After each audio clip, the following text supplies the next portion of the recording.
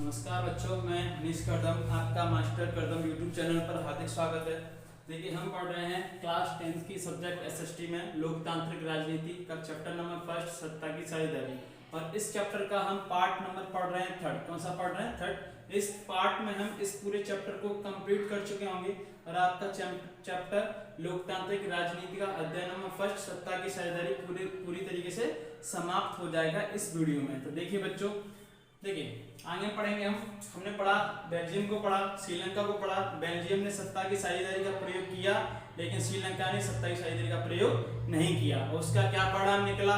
श्रीलंका में गृह युद्ध देखने को मिले, लेकिन बेल्जियम बिल्कुल सुचारू रूप से शासन व्यवस्था चली, क्योंकि बेल्जियम ने सत्ता की साझेदारी का प्रयोग किया था और श्रीलंका ने सत्ता की साझेदारी का प्रयोग नहीं किया था। तो पहले आपको ये दोनों वीडियो देखनी है, फर्स्ट और सेकंड भाग दोनों देखने हैं। उसके बाद आपको भाग नंबर थर्ड देखना, आपको पूरा चैप्टर आपको समझ में आ जाएगा। तो देखिए बच्चों, हम पढ़ेंगे हेडिंग, देखो, सत्ता की साझेदारी क्यों जरूरी है। कहने का मतलब किसी भी देश में सत्ता की साझेदारी क्यों इतनी महत्वपूर्ण भूमिका निभाती है। ऐसा क्या है सत्ता की साझेदारी में कितनी वो महत्वपूर्ण एक विचार बन चुकी है। तो देखिए, इसको समझने की सत्ता की साझेदारी क्यों जरूरी है, इसको इस हेडिंग को समझेंगे हम दो तर्कों पर। कितने तर्कों पर समझेंगे? दो तर्कों पर। एक तर्क होता है युक्ति परक, एक तर्क होता है नैतिक परक। युक्ति परक और नैतिक परक। तो सत्ता की साझेदारी क्यों जरूरी है, इसको समझेंगे हम दो तर्कों से। एक तर्क है आपका युक्ति परक, एक तर्क है आपका नैतिक तर्क। तो युक्ति परक तर्क क्या कहता है? विभिन्न सामाजिक समूहों के में टकराव की संभावना कम हो जाती है।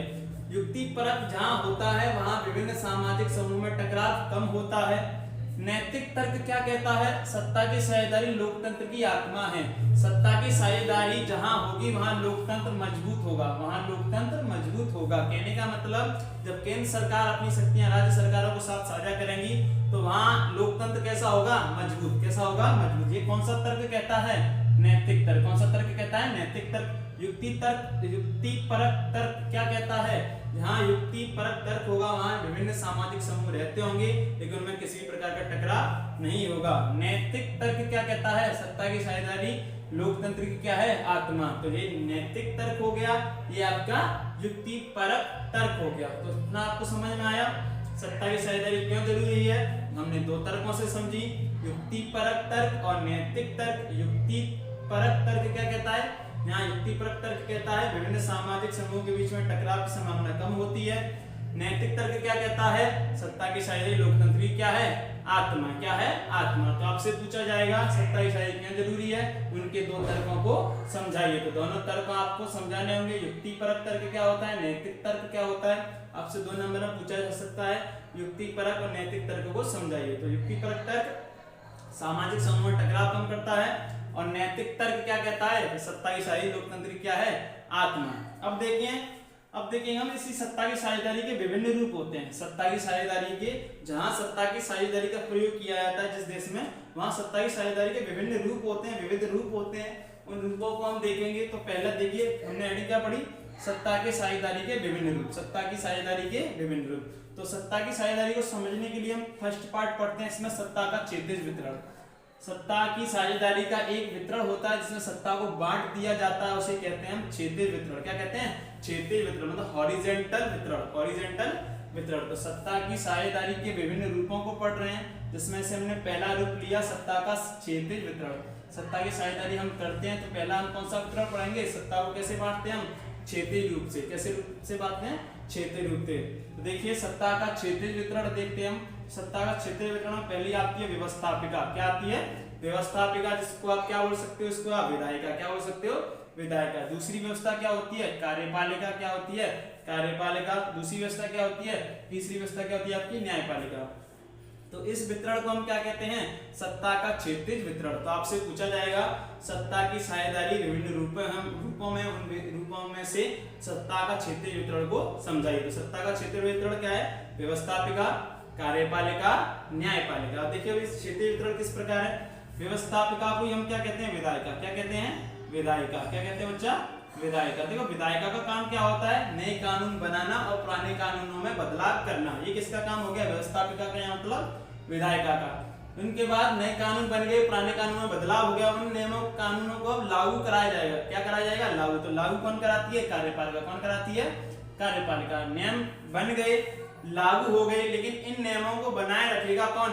न्यायपालिका। कौन बना के रखेगी? आपकी न्यायपालिका। तो देखिए नियम इसने बनाए, इसने लागू किए, नियम को बनाए किसने रखा? न्यायपालिका ने। तो इसको हम क्या कह देते हैं? इसको कि यही सत्ता का क्या है? क्षैतिज वितरण। क्या है सत्ता का? क्षैतिज वितरण। तो सत्ता की साझेदारी के विभिन्न रूपों में से हमने पहला रूप पढ़ा जिसका नाम क्या है? सत्ता का क्षैतिज वितरण। व्यवस्थापिका अपनी शक्तियां कार्यपालिका के आगे बढ़ाती है, कार्यपालिका अपनी शक्तियां न्यायपालिका को बढ़ाती है। तो व्यवस्थापिका इसको हम क्या कहते हैं? विधायिका। क्या कहते हैं? विधायिका। ये नए कानून बनाती है, पुराने कानूनों में बदलाव करती है। जो कानून बनाए गए हैं व्यवस्थापिका द्वारा या विधायिका द्वारा, उनको लागू कौन करता है?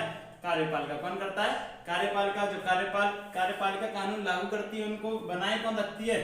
न्यायपालिका। तो इसी प्रकार के इस कार्य व्यवस्था को, इस वितरण को हम क्या कहते हैं? सत्ता का क्षैतिज वितरण। क्या कहते हैं? सत्ता का क्षैतिज वितरण। आए समझ में?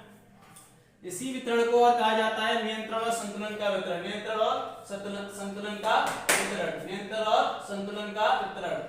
ठीक है, तो इसको हम क्या कहते हैं? नियंत्रण व संतुलन का वितरण। ठीक है, इसी को कहते हैं नियंत्रण संतुलन की व्यवस्था। क्या कहते हैं? व्यवस्था। तो सत्ता की साझेदारी के विभिन्न रूप देखे, सत्ता का क्षेत्रीय वितरण देगा। क्या देगा? सत्ता का क्षेत्रीय वितरण। व्यवस्थापिका, कार्यपालिका, न्यायपालिका। इसको इस सत्ता के क्षेत्रीय वितरण को क्या कहते हैं? नियंत्रण व संतुलन की व्यवस्था। क्या कहते हैं? नियंत्रण व संतुलन की व्यवस्था। अब देखिए सत्ता का दूसरा वितरण देखते हैं, इससे कहते हैं सत्ता का ऊर्ध्वाधर वितरण। क्या कहते हैं? सत्ता का ऊर्ध्वाधर वितरण। सत्ता का ऊर्ध्वाधर वितरण। इसमें क्या होता है? ऊर्ध्वाधर मतलब वर्टिकल वितरण। केंद्र सरकार होती है, राज्य सरकार होती है और क्या होती है? स्थानीय सरकार। तो केंद्र सरकार अपनी शक्तियां किसके साथ साझा करती हैं?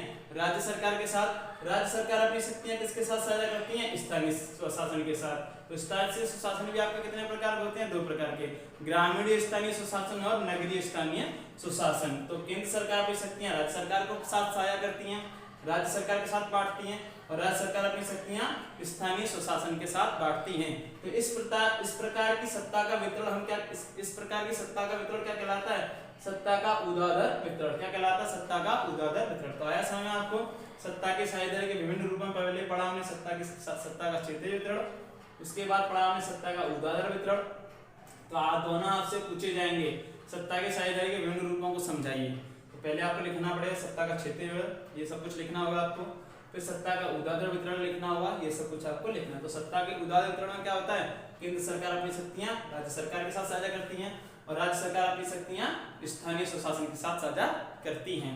अब हम लास्ट पढ़ेंगे सत्ता की साझेदारी के विभिन्न रूपों में से लास्ट टॉपिक पढ़ेंगे विभिन्न सामाजिक समूहों के बीच सत्ता की साझेदारी।